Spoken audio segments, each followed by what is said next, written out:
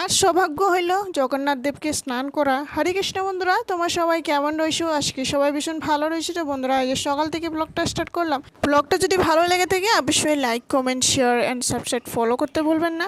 তো আজ হলো জগন্নাথ দেবের স্নান যাত্রা। তো এই যে আজ হলো 11 তারিখ, 27 তারিখে হইলো রথের যাত্রা। এই যে সকালবেলা আমি বের হয়ে পড়েছি, অনুরাধারও একবারে নিয়ে এসেছি, ওরাও স্নান করে একেবারে রেডি করে নিয়ে এসেছি। এই যে এসে পড়েছি।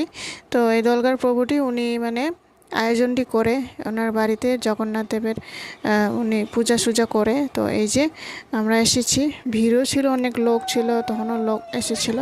সবাই অল্প অল্প করে শঙ্খ দিয়ে পঞ্চামৃত দিয়ে আমরা এই যে জগন্নাথ দেবকে একটু একটু করে সবাই একটু স্নান নাম মতো স্নান করে নিলাম।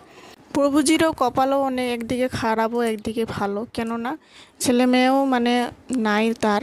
তো এই যে নিজের ভগবানকে ছেলে মেয়ে ভাবিয়ে তাই আদর যত্ন ভালোবাসা সেবা পূজা আদি করে। তো এই যে জগন্নাথ বলদেব সুভদ্রা কি যায়, তো সবাই দর্শন করে নেওয়া। এই যে জগন্নাথ বলদেব সুভদ্রার দর্শন করা মতোই সবার পাপ দূর হয়ে যায়।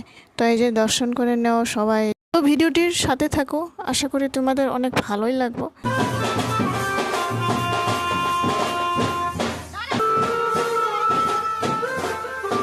দুপুর টাইম সময় হয়ে গেছিলো ভগবানকে ভোগ দেওয়ার। তো এই যে তখন বাজে 1টা মতো বাজছিল। ভগবানকে ভোগ দেওয়ার সময় তখনই ভোগ আরতি কীর্তন হয়। এই যে দেখুন।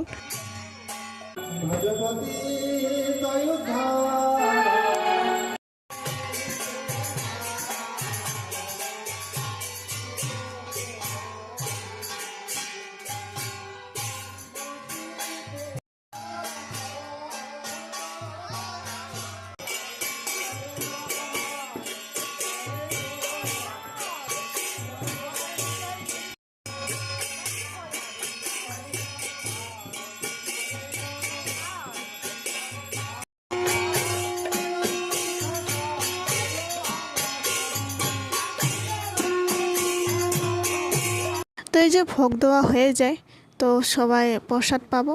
তো বন্ধুরা, ভিডিওটি কেমন হয়েছে অবশ্যই লাইক, কমেন্ট, শেয়ার, সাবস্ক্রাইব করে জানাবেন। আশা করি নেক্সট ভিডিওতে দেখাবো। আজকে যেন টাটা।